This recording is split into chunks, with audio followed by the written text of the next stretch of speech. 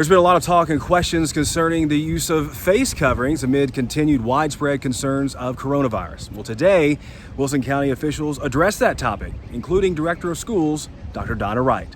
Take a look. So we want to unite them. We want them to pull together to do whatever it takes to stop the spread of this virus. We are all in unknown territory.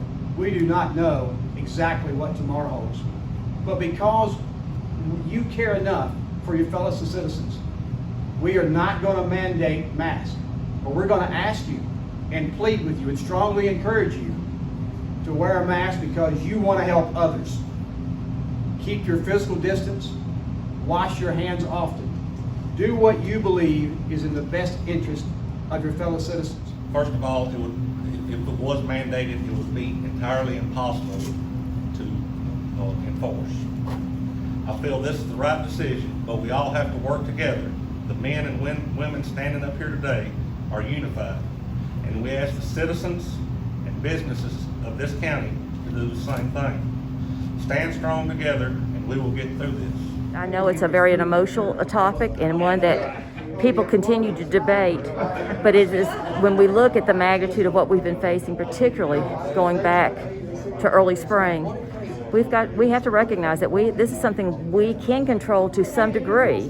And with that, we know that it's the wearing of masks. And it is our expectation, and it's a strong expectation, that this is something that we not only encourage our students, but also our staff to embrace.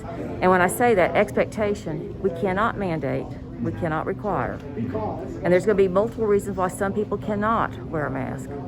But I think it is our responsibility as adults to model a behavior that might be inconvenient, it might be uncomfortable, but that is a responsibility of adult behavior, and that's something that, again, we will not only encourage, but it's going to be an expectation when we return to school.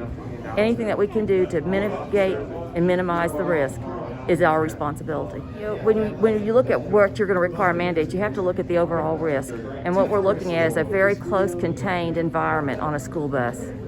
And we also know that there's over 10,000 students across the district that are going to be dependent on a bus to provide transportation to and from school. And so that is why we're going to require masks as well as assigned seats.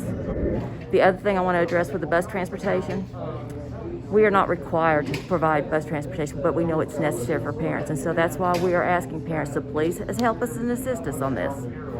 Please encourage your child to wear the mask on the bus. The other question has come up, but it's hot. Have you ever ridden on a bus? Yes, I have.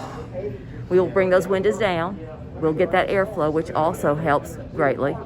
But the thing is, the ride to school, the ride home from school, we will expect and require the wearing of masks. And the district's stance on face coverings remains the same. Teachers will be required to wear them if their task it requires them to be within 6 feet of students. Students strongly encouraged to wear them inside our buildings when school starts.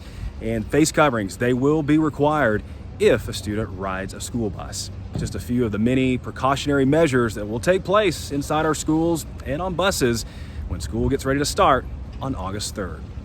I'm Bart Barker with Wilson County Schools.